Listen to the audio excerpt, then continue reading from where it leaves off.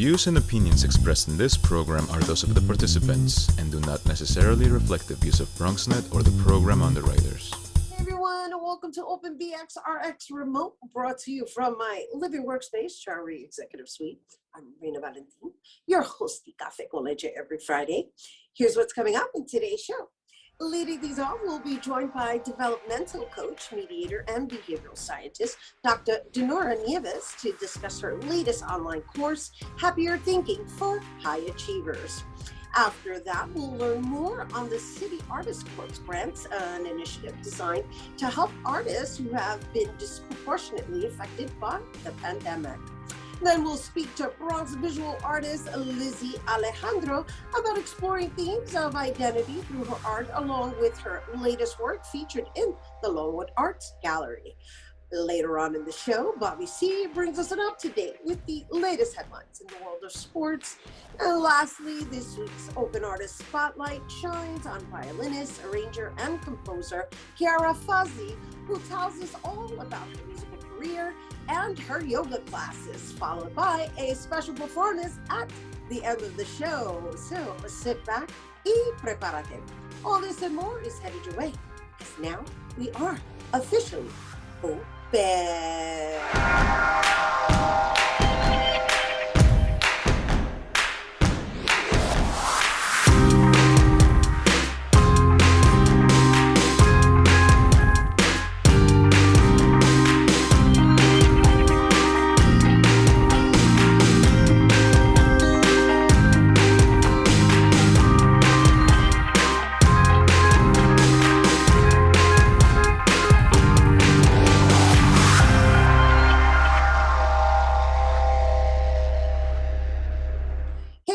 Welcome to Open. I'm Rhina Valentin, your host of Café con Leche for the next hour. Always encouraging you to get social with us online, that is. Tweet us and follow us on Instagram at BronxNet TV and like us on Facebook at Open BronxNet Television. And of course, you can follow me on Twitter, FB, Instagram, Insta Stories, and LinkedIn at Rhina Valentin. So our first guest is a Latina mediator, life coach, and behavioral scientist from New York who's dedicated to helping people reach their highest potential, both personally and professionally, by taking a whole person approach to wellness. She, after a successful 5 seasons of working as a coaching consultant on OWN's hit series, Yanla Fix My Life, she decided to create an online workshop titled Happier Thinking for High Achievers, designed for people who have mastered success but are seeking overall happiness and fulfillment. Here to discuss more, please welcome Dr. Dinorah Nieves. Hello and welcome. Welcome to you. Thank you so much for having me, Rhina. I need you to come on the road with me and just introduce me everywhere. My pleasure. That would be my pleasure, because you know what? Not only would I be honored to do so, I'd even represent falling in the category of high achiever. I tell you, raise your hand, right? I keep saying it. I'm not only the client. I'm not only a president. I'm also a client. It's an interesting phenomenon, right? When you have been taught to do and do and do and work and work and work and succeed and achieve and attain, and then you reach that moment where you have everything that you've worked so hard for and realize it didn't bring you the one thing you were looking for, which was that sense of satisfaction. So I think it's a common phenomenon amongst a lot of us. Yeah. Sorry for the disappearing act. I dropped the paper that just breaks down your whole programming, and because I'm very interested. I'm interested on a personal level, because here's the thing, right? Here we go and we succeed and we make whatever money we set out to make, or we reach whatever goal in our career that we set out to, and then there's this part of like, okay, well, what really matters? Right? Because the happiness, where does it really lie? Well, I always go around saying happiness is a choice. Happiness is a choice. And so, I don't know, for some people that may lie in obtaining or attaining all of these accolades and or finances and so forth. But this fixation of constantly doing is where this conversation is geared towards, because it's kind of like, okay, you got there. Why is it so necessary to try and find more? Absolutely. And that's who we're targeting here. And I know that population well. Hi again, right? Right. The success obsessed people, right? The high achievers, the overachievers for whom it is never enough. And over my entire career, that has kind of become my niche, if you will. I work with an inordinate amount of people who are incredibly successful, are attorneys, are CEOs, are celebrities. And then they reach what they thought was the goal, and they don't feel the sense of satisfaction they believed they would feel. And then in true overachiever mode, what do? Set a new goal, right? Move the mark, right? And so we never actually give ourselves a chance to relax, to sit, to breathe, to appreciate, to enjoy any of the things that we're working so hard for, because one of two things. Either we've convinced ourselves we don't actually deserve them, and so there's this kind of tension that happens when we achieve them. Well, this is not enough because we're not enough, so we need to be more, so we're going to need more, right? So there's that thinking. And then there's this other line of thinking that is the scarcity thinking, right? That we're always waiting for the other shoe to drop, and so we always have to be waiting to do more and create more and build more and have more in case it's taken away. You know what I mean, right? Yeah. No, I'm listening to you and I'm going, wow, now that you put it that way, it all sounds fear-based. Yeah. It all sounds fear-based. Absolutely. And, this is a big part of it, and it's an important reality for us. We don't take the time, we don't give ourselves the time or the space to really feel safe. And for many of us, right, and this is certainly not a problem for people of color. However, for us, this is how it shows up, right?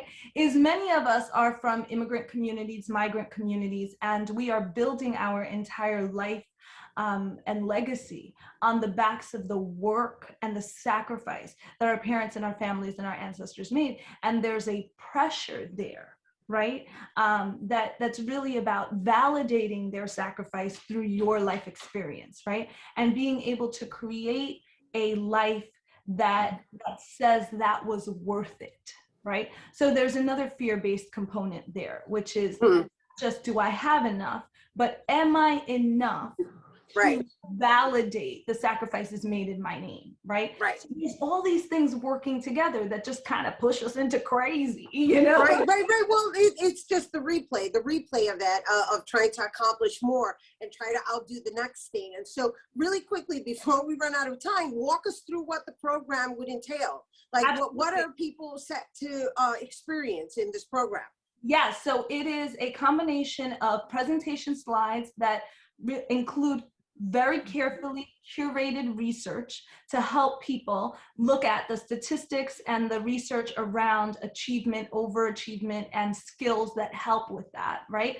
And then there's actually video coaching that I have included that helps people move to the next level. And then I've developed worksheets and exercises specifically to help target some of our concern areas, right? Like the worrying and the planning and the overthinking and some of that stuff, and really give us skills that will help move us in a better direction so we can enjoy our success with much less stress. So I have developed a model. It's an acronym for CENTER. You'll have to buy the course to know what it stands for. And basically, it'll help give you the tools and the skills that you need in a 4-hour commitment to start changing your thinking so that you can think happier. Because a lot of people think that being happy is about external conditions and circumstances, or it's about how you feel, right? But a lot of our feelings and a lot of our external circumstances are built on our thinking. How do we perceive the situation in front of us?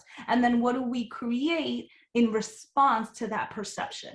So this course is really designed to help you look at things differently, learn to look at things differently, learn to think about things differently, and then employ a number of strategies, skills, and tools that will help you take that new perspective and turn it into a happier thinking and a more satisfied life. Oh my gosh, I could listen to you all day. And you know, I wish we had all day, so we're good. No, because you know, you just described like this program that it really suits meditation. Like this is like almost the same thing I set out to accomplish through my meditation, which is establish the balance and the stillness of like being the observer, recognizing what's renting the most space in my thoughts, right? And so I just want to be clear though, because you said 4 hours. When you said 4 hours, you meant 4 hours in increments of an hour, right? Right. So it's divided into 4 parts, but it is a virtual self-study course. So you can do it on your own time at your own pace. It's a 4-hour investment. So each part is on average an hour, and you're looking at about 20-25 minutes of video presentation. And then you have another half an hour or so of exercise time that you should really be willing to invest to use the worksheets and the exercises and maximize the outcome that you will get from doing those exercises and mastering the tools. So it's really about investing a small amount of time and a small amount of money to be able to get a really large reward. And this is what I keep saying to people. It's not about just getting a reward from the course. The course is going to help you really maximize your access to the rewards you already have that you can't even recognize. Right. Because you're so success obsessed. Right. It's like I said, it's about establishing balance and just taking a pause and realigning. It's almost like, exactly. It's lovely. And it basically, from what I understand, correct me if I'm wrong, the course is $280. $280. A couple of Starbucks. Can I say that? A couple of chai lattes, right? It's all good because I think that at this particular time in where we are, post-pandemic, kind of, sort of, the reopening, this is a wonderful time for anybody to really dive into that investment, that self-investment of knowing like, okay, this is how I'm going to step out into this new world order.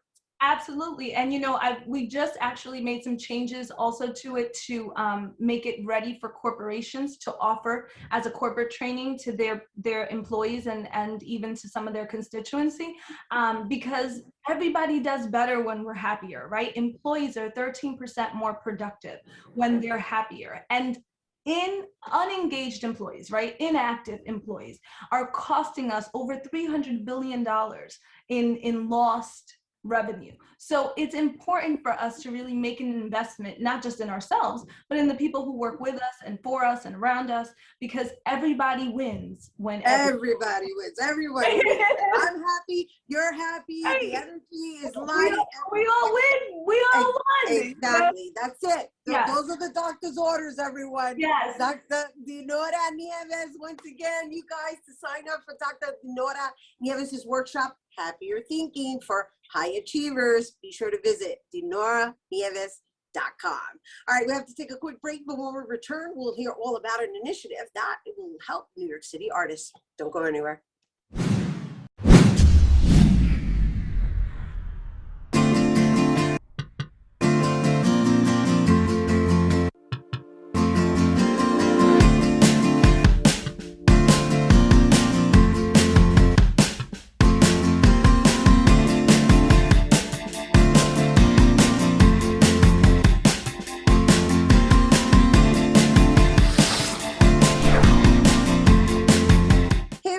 Welcome back. So many creatives, artists throughout New York City were left deeply impacted by the pandemic. And so the New York Foundation for the Arts partnered with the New York City Department of Cultural Affairs, along with re-granting art services organizations to come together, such as Bronx Council on the Arts. And they have launched the City Artist Corps Grants, the initiative will help artists who were hit hard and left out from other local and federal funding opportunities. And joining us to tell us more, we welcome the New York Foundation for the Arts Executive Director, Michael Royce, and Bronx Council on the Arts Executive Director, Viviana Bianchi. Hello and welcome.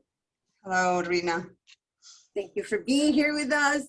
This is exciting news. I am so excited to learn more. Shall we begin with you, Michael, since you are representing the New York Foundation for the Arts, and of course, let's just get into it. I know that overall it was a $25 million grant. I understand that the New York Foundation for the Arts is basically managing what, 15 million? About.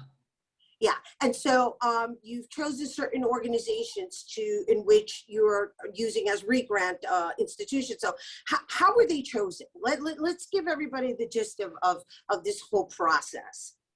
Well, just to clarify, these are arts organizations that are partnering with us to help provide support outreach, technical assistance, information and application review support in service of the city's diverse cultural community. So they were chosen by the Department of Cultural Affairs as trusted partners that the department has worked with in the past to make sure that this particular program was done throughout the diverse cultural communities. So NYFA didn't choose them. They were chosen by the Department of Cultural Affairs.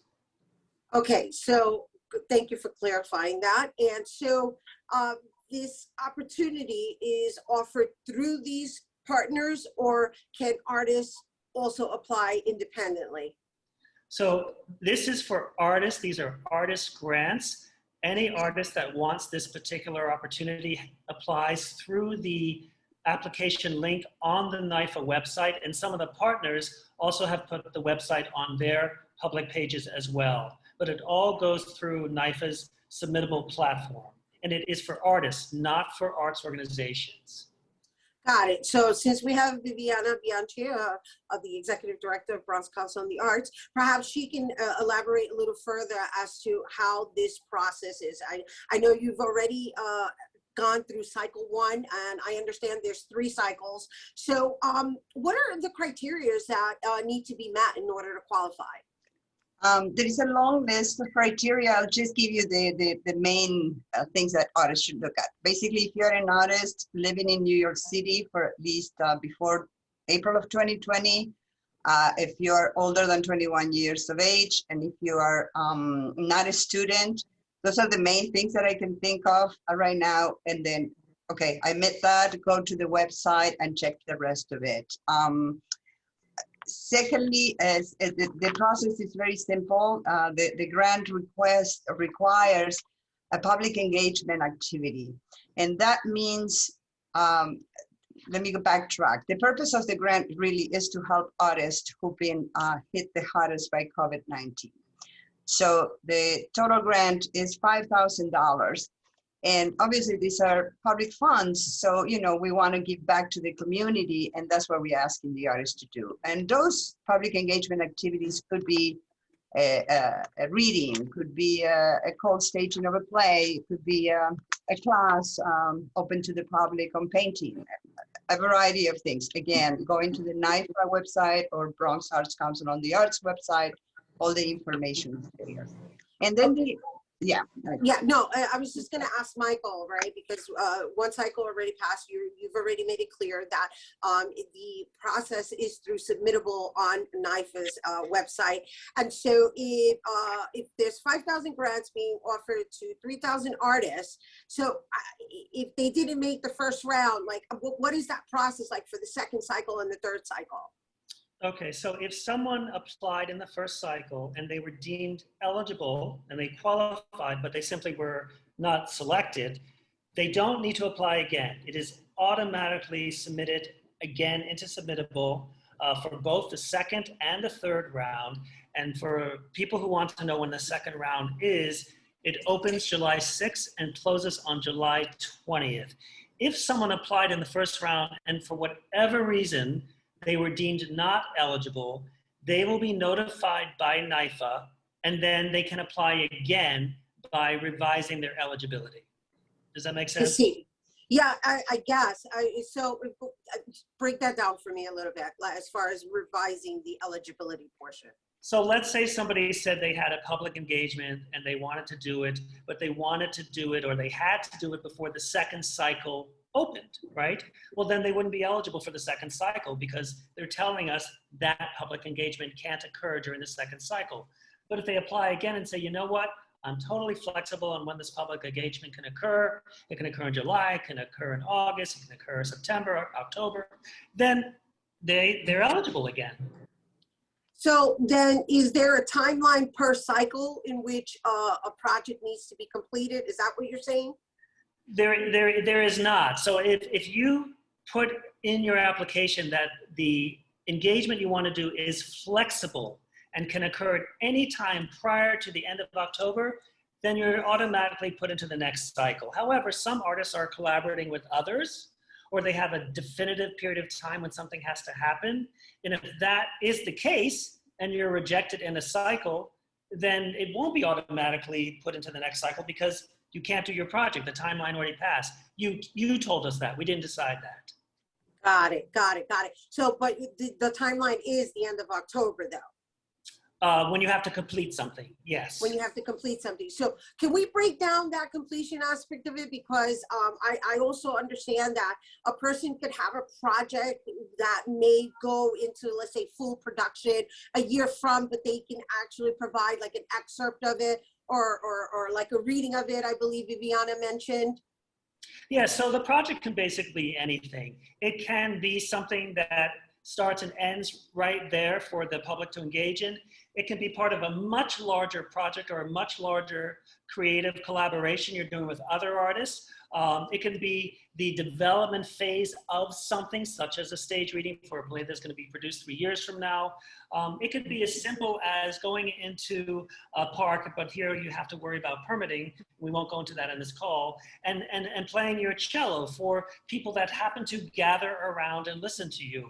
The public engagement is as creative as an artist wishes it to be, and is as simple or complicated as an artist wishes it to be. So I wanted to ask Viviana, like, what really identifies a lottery, right? Because there's this lottery component to it. Even if you qualify, it's still being done as a lottery. So how does that work? I will get into the nitty-gritty criteria, but I would say that the intentionality is really, as I said, to support artists who've been hardest hit by COVID, to respect inequities in the past. So we're going to be looking at zip codes. We're going to be looking at ethnicity, race, gender identity, all of those aspects. And also disciplines, because some disciplines, unfortunately, get more funded than others. So we, as partners in the third cycle, that's where we're going to be looking more closely too. Got it. And so before we go, Michael, I understand that there are other organizations you've partnered with. If you'd like, we could mention some of them because this is going to be on the web as well. And while we are representing the Bronx and Bronx Council of the Arts is present, I want other artists to know that they also have the opportunity of submitting. Sure. So again, you have to submit on the link that's tied to Submittable, that's on NYFA's platform or maybe the other partners' platforms. I haven't checked them all out. You don't apply directly to the other partner organizations, but I'll mention them quickly in case you have an affiliation or association with them and you want more information from someone you know at those organizations. It's the Asian American Arts Alliance, Art New York, Black Public Media, of course, Brooklyn Arts Council, Bronx Documentary Center, Bronx Council on the Arts, Dance NYC, Firelight Media, Flushing Town Hall, Indie Theater Fund, Lower Manhattan Cultural Council, or LMCC for a lot of people, Makerspace NYC, New Music USA, Poets and Writers, and Staten Island Arts. Those are all of them. That's wonderful. Obviously, the intention is, aside from equity, diversity, and inclusion, is to also make sure that all genres of the arts are recognized. Absolutely. So thank you so much for bringing it here to our viewers. I'm so excited for our artists. I hope you guys are excited. Once again, to sign up for the City Arts Grants, you can visit bronxarts.org and or NYFA, that's NYFA.org. We do have to take a quick break, but when we return, we'll speak to a visual artist who explores identity through her work. Don't go anywhere.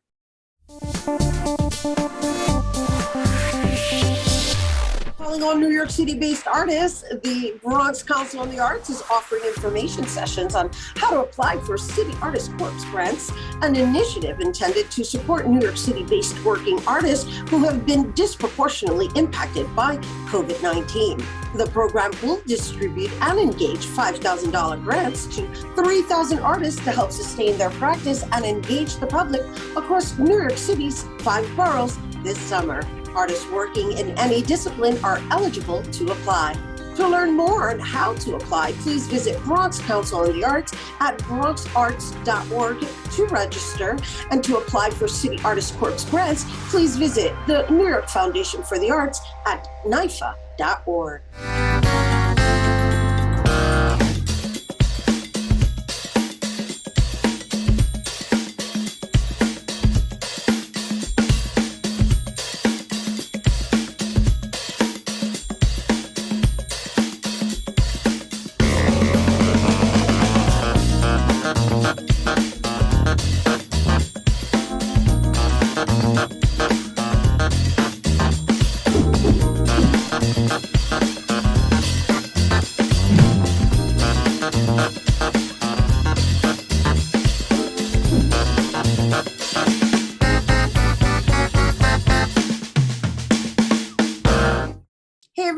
Welcome back. Our next guest is a visual artist from the Bronx who's known for exploring themes of identity and challenging notions of the status quo. Her work has been featured and exhibited at Fordham University, Taller Boricua Gallery, even College Art Gallery, and now the Longwood Art Gallery for an exhibition called Lucky to Be Here. Joining us to tell us more about her artwork, please welcome Lizzy Alejandro. Hi, Lizzy, welcome. Hi, thank you. Thank you for the opportunity. Thank you for having me. Well, thank you for being here. And I'm going to say, lucky for us that you're still here, right? No, but that's a very interesting title for an exhibition because it is something for us to all take into consideration, considering we just survived the pandemic. Yes, absolutely. And so, which brings me to, in your particular artwork, I did mention that you explore identity, but you also work with exploring sexuality and gender, and the work that is currently on display has, you know, it kind of like bears your soul. You know, there's your body is part of this, and from what I'm observing in just viewing it right now, it's almost as if though you've compartmentalized your body into sections. So let's just talk about this creation and how it was, I guess, therapeutic for you throughout the pandemic, because it looks like it was created throughout the pandemic.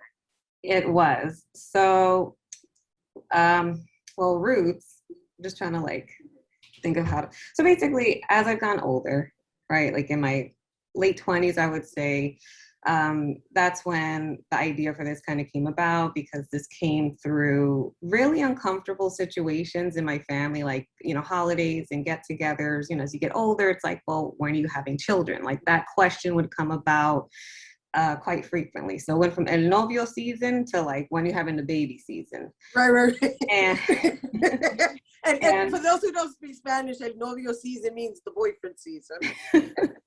So now it's like, you know, and the babies, and you know, part of the large reason why I don't want to have children is due to mental illness. Like it runs very high in my family. I grew up with a mentally ill sibling, and so that very much affected my decision to not have children. And last June, right, for my mom's birthday, there was a situation that occurred, you know, in the house with my brother there, and, you know, I was triggered So then that's when the idea for this to start Roots came about.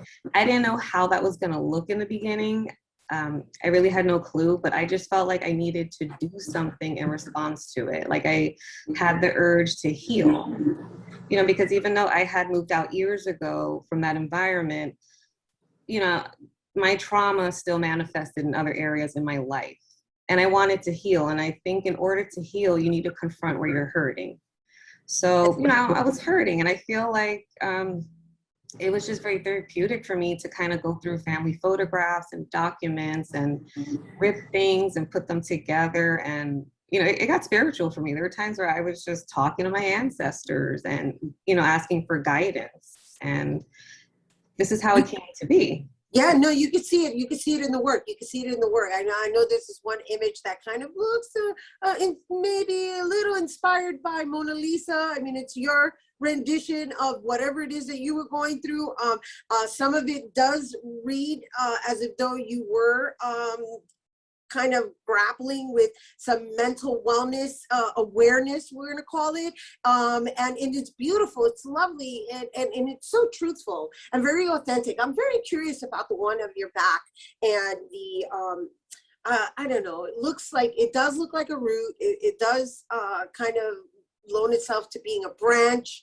I don't know if it's connected to earth, and then there's these areas in which they look different colors, probably representing areas of your body that may have been hurting and or ailments. I know this is all my interpretation, but I just feel like your work, it speaks volumes about like where we have just been in the past year, even though it's your personal experience.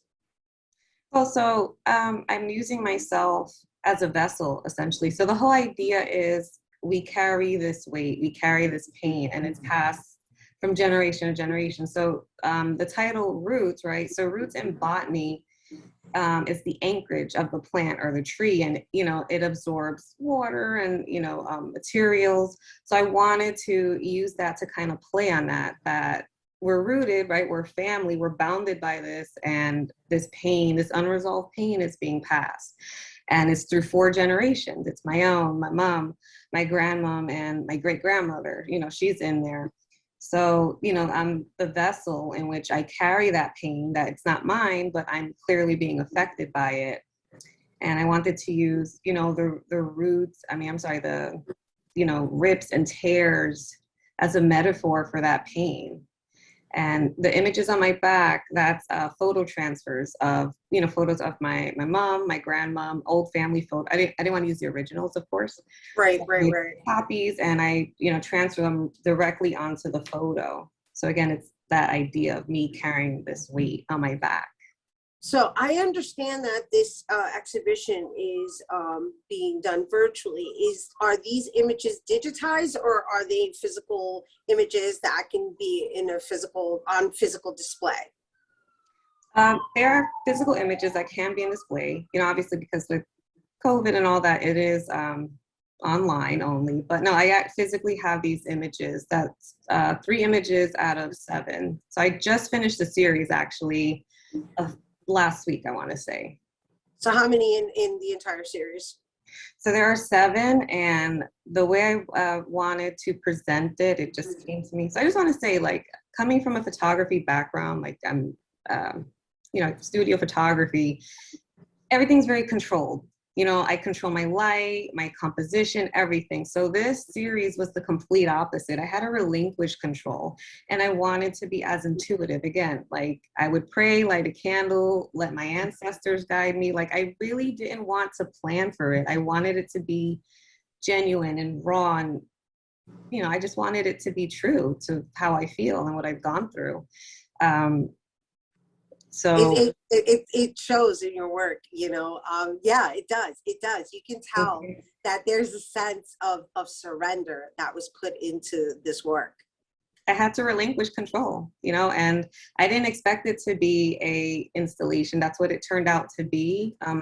I don't have the shots now, unfortunately, but I just got them done. So it's pretty much what I call the don't touch wall. Like everybody's family has that. There's this wall of pictures you're not allowed to touch, or it's a little section in the house. Right. So it's displayed as photos on the wall with like a little table and with what I call the Dios bendiga plate. Like every Latin family has that from what I've seen, like Dios bendiga esta casa. So it's like I took it from my mom's house. So it's like there with the little doily and it's presented as an installation. I think for me, it works best that way. It's lovely. I love it. I love it. And I hope you guys take interest in what we've been discussing, because again, we're talking about generational traditions as well, not solely the trauma, the traditions being brought into this particular era. And I want to thank you for sharing it with our viewers. Once again, Lizzy Alejandro, and you guys, lucky to be here. Virtual online exhibition at the Longwood Art Gallery will be available for viewing until August 18th. And for more on Lizzy Alejandro's artwork, you can visit LizzyAlejandro.com. All right, don't go anywhere. Bobby C's weekly sports roundup is coming up next.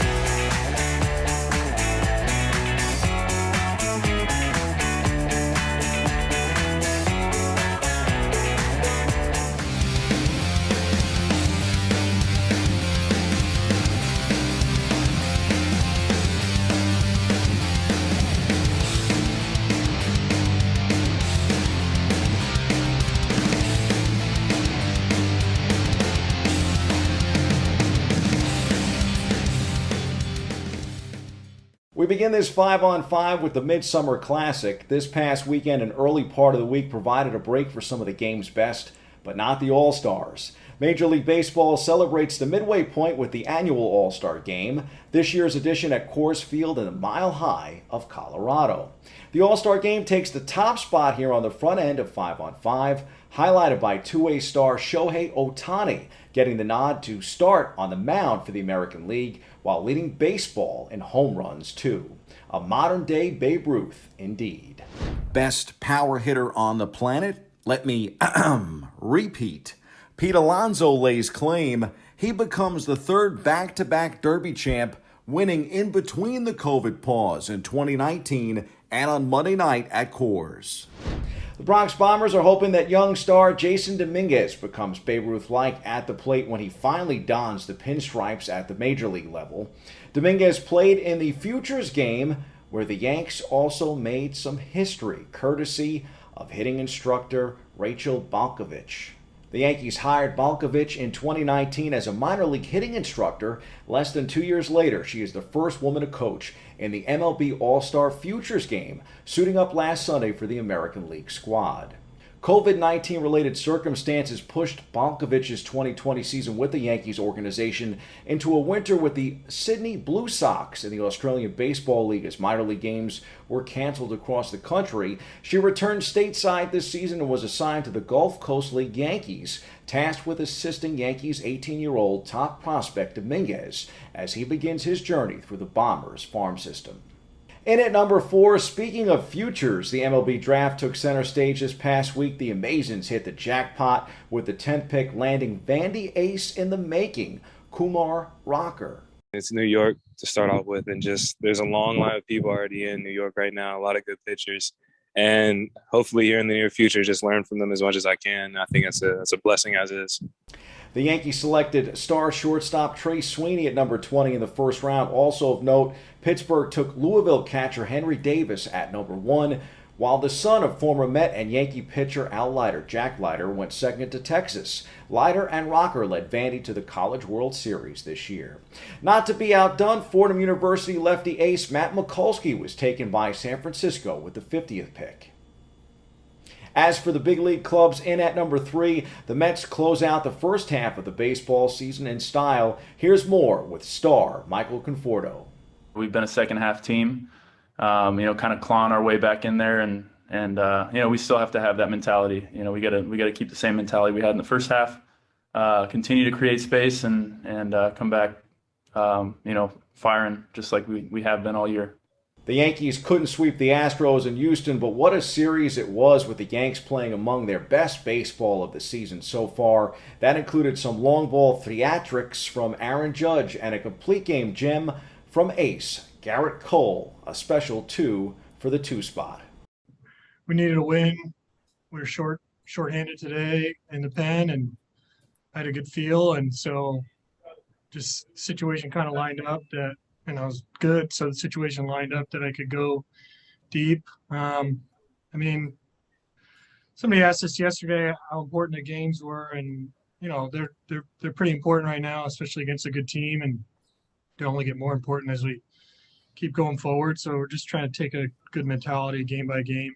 Following a year without games, the Big Three returned to action last Saturday, tipping off its 4th season with a jam-packed day of hoops. The defending champion triplets, led by Joe Johnson and Al Jefferson, started out with a comfortable 51-39 win. 11 teams will be competing for the title over the course of the league's 8-week regular season schedule. That runs until the beginning of September. The championship will take place at Atlantis Paradise Island in the Bahamas on September 4th. We shift gears to the back end of 5-on-5 with a look ahead at this weekend's events. We count up to 5, starting with a real shift in terms of sports gears in this segment. The most action-packed motorsports experience for families returns after a pandemic pause, and it returns to MetLife Stadium, the home of the NFL Jets and Giants, at 100% capacity for fans this weekend. Monster Jam roars into MetLife for a high-octane show tomorrow, Saturday, July 17th. Tickets are available on Ticketmaster for as low as $20 a piece. The 7 p.m. Monster Truck Show features 4 Guinness World Record holders, including Adam Anderson, the driver of the legendary Gravedigger. Brings back some great memories from my childhood. Definitely good enough for number 1 on this list. Meantime, the British GP headlines Formula One on Sunday. The greatest race car drivers in the world square off at Silverstone. We'll see if defending champion Lewis Hamilton can resume his magic in the race for the championship. Baseball is all about resuming, too. The Midsummer Classic had a nice showing at Coors Field Monday with the Home Run Derby and Tuesday with the All-Star Game. America's pastime gets back to work this weekend in full force with the second half of the baseball schedule on tap.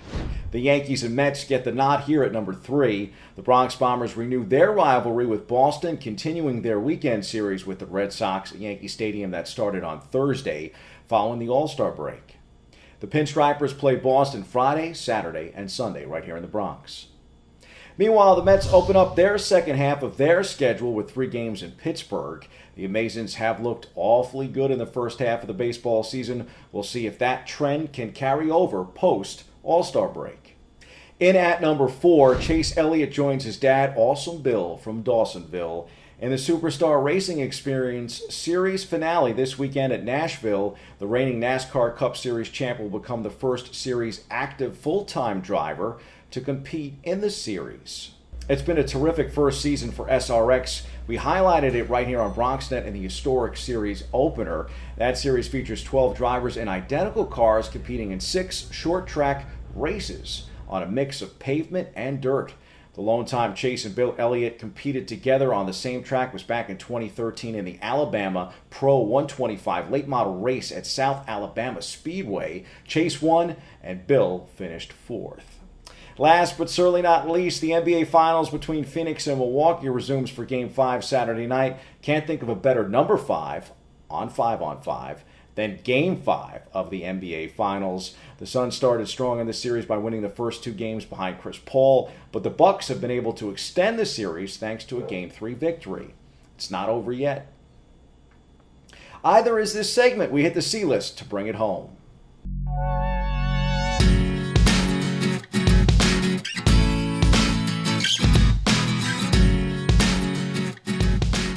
For the first time since 2019, the Red Hook waterfront was transformed into an international racetrack with the return of Formula E. The New York City E-Prix, an electric car racing series, returned to Brooklyn last weekend after taking a year off during the coronavirus crisis. Formula E has been held in far-off spots like Monaco and Paris, but has been holding its final round of the races in the borough since 2017. We featured it here on BronxNet in the past. The Big Apple hosted rounds 10 and 11 of the Formula E World Championship this time around.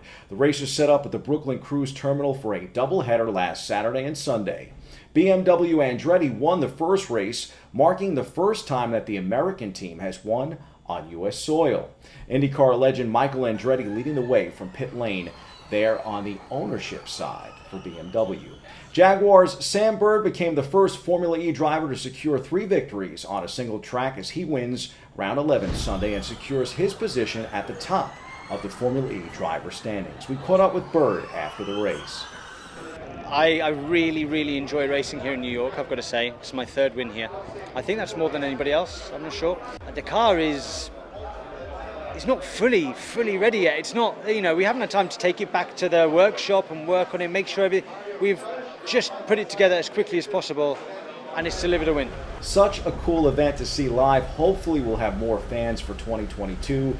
Congrats to Formula E, and congrats are also in order for Italy. The drivers on Sunday were as curious to see the outcome of the Euro Cup in soccer, even talking about it in the post-race presser. Italy are champions of Europe after coming from behind in regular time, as well as the penalty shootout to beat England in the Euro 2020 final at Wembley Stadium on Sunday. That victory set off a huge celebration right here in the Bronx on Arthur Avenue and also right here on Morris Park. Cheers to victories on Sunday in New York. That's your look at sports. I'm Bobby C. We built a media network for you. BronxNet TV. Come learn in your new state-of-the-art studios at Lehman College. At Mercy College. And coming soon to the South Bronx in the Hub. Inspire with your stories, culture, history. Your Bronx on BronxNet. Engage with us. Connect with us at your channels and at BronxNet.tv. Learn. Engage, inspire. BronxNet TV. From the Bronx to the world. BronxNet. Hey everyone, welcome back. Our last guest is a violinist, vocalist, and arranger, bringing a new twist into traditional string music with unique blends of classical, jazz, R&B, hip-hop, and electronic music. She's had the opportunity to share the stage with notable artists such as Kanye West, Lauryn Hill, Usher, and Jay-Z, and that's just to name a few. She's also performed at numerous venues throughout the New York City, including Carnegie Hall, the Apollo Theater, Radio City Music Hall, and Jazz at Lincoln Center. Today, she joins us to tell us more about her musical career. Please welcome Chiara Fasi. Thank you so much, Rhina. I'm so happy to be here. Well, thank you for being here with us, and what an amazing trajectory you have. So we are honored to have you on the show, and I gotta say, just going through your website is really refreshing. Yeah, everything I just introduced you as is exactly what you guys would experience visiting her website. It's really funky. I dig what you're doing, and so my first question is like, how did you get into playing violin? Well, I began taking piano lessons when I was around 7 or 8. My mother forced me, and I didn't really like it. Around age 10, they brought a program into the public schools that allowed us to pick an instrument. We could do band or we could do orchestra. And I chose violin, and I got free lessons for a while, until I was able to get a scholarship on violin lessons through another program. And then after that, I just continued and kept flying with it. Yeah, it's lovely. It's important for us to learn the backstory, because string music isn't necessarily an instrument that, for lack of a better word, us people of color find ourselves into. And so you're in there funking out chamber music, right?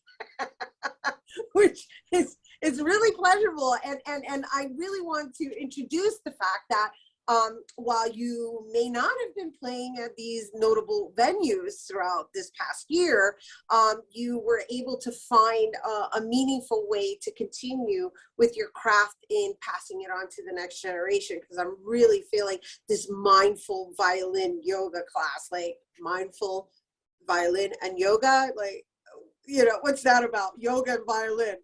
Yes, thank you so much. So as I developed as a performer, I also began teaching as an artist. It's called a teaching artist position, and it's very special to New York and other large cities that have a very huge performing arts community.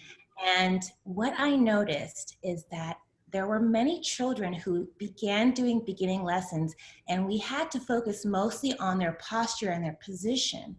And additionally, children get frustrated during lessons. They get frustrated when they can't do something right. So I thought, I need to incorporate something to help them not only with their body, but their mind and their spirit. And so I began offering free classes to the community where I provide the instruments, I provide all the yoga mats, and I wrote a curriculum that incorporates yoga and mindfulness into traditional lessons, along with incorporating R&B, hip hop, and other things to keep them engaged and motivated, and show them also that my career is something that they could do. They don't have to play classical, they can play whatever they want. And so that was the beginning of mindful music classes. So how long has that been going on, and where are you with it now? I mean, obviously you said you provide all the instruments, so if these were virtual classes, how is that? Well, we did begin as virtual classes, but I also did some outdoor classes during the pandemic. I did a few individual classes, and I did some group classes also. And we were able to socially space, and I had a loudspeaker, and everyone was able to participate safely. That's lovely. How lovely. And so I wanted to share with everyone just the marriage between the mindfulness and the playing, and how it is feeding mind, body, and spirit, right? Because I'm going to assume, like, if you're always like this, at some point, there's an uncomfortability with having to play like that. I mean, I'm not a violin player. You would know better than me.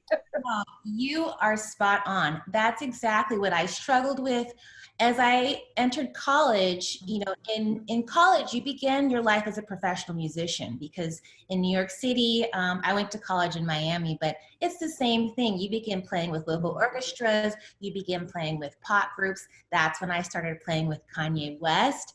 And I noticed that I was having a lot of pain after some of these concerts. And I really had to do some deep diving and figure out what was I doing that was wrong. And when I really started doing more of my yoga stretches during my practice time and before and after playing, it changed everything. Even the breathing really set me up to think about what was I doing incorrectly, just the meditation of it. So that's where I really got the idea. It was more self-serving. Well, it's beautiful, but it's beautiful that you became aware of something that will assist you, and that you've chosen to pass it forward. And I know we're running out of time, but I remember you mentioning prior to getting on air that you have something that you're working out with some Bronx organizations to implement it into certain institutions as a curriculum, right? Yes. Currently, I will be attending Columbia University this fall, and I am getting another degree in education. And my goal is to partner and bring this curriculum to more schools, more organizations, and just broaden it. And I will be working with some organizations this fall, late summer, fall, and show some more of these free classes to the community. And you can find that information on my website.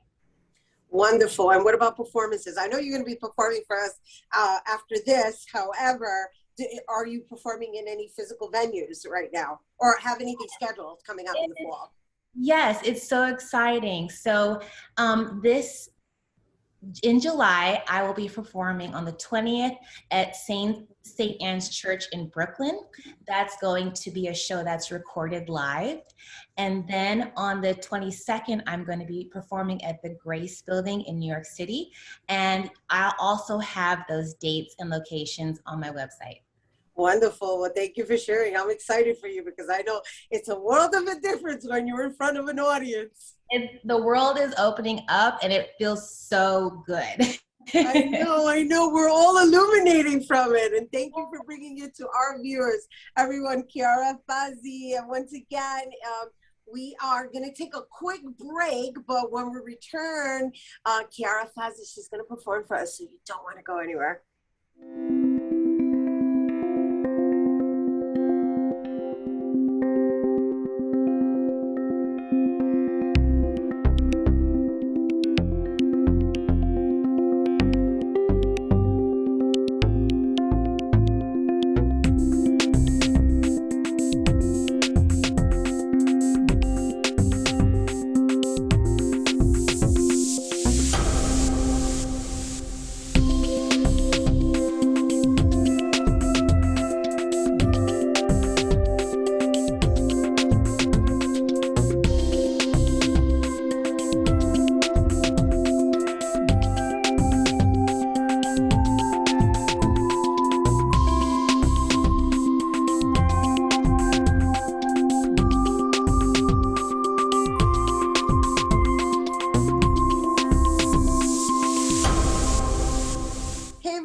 Welcome back. Here now to perform Remind Me.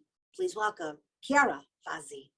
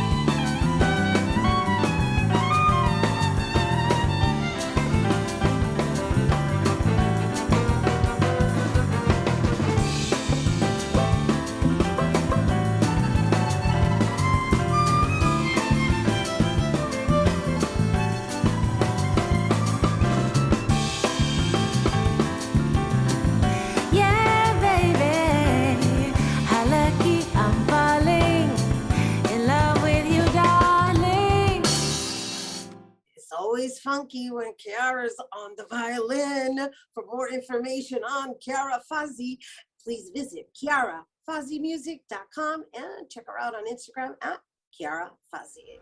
That is our show today, mi gente. Thanks to all our guests for coming through. To you, our viewers, for tuning in. If you missed any part of the show, you can check out the recablecast tonight in 24 hours a day at bronxnet.tv. And I'm Rhina Valentin. And for all of us here at Open, may the universe provide paz, prosperity, y amor.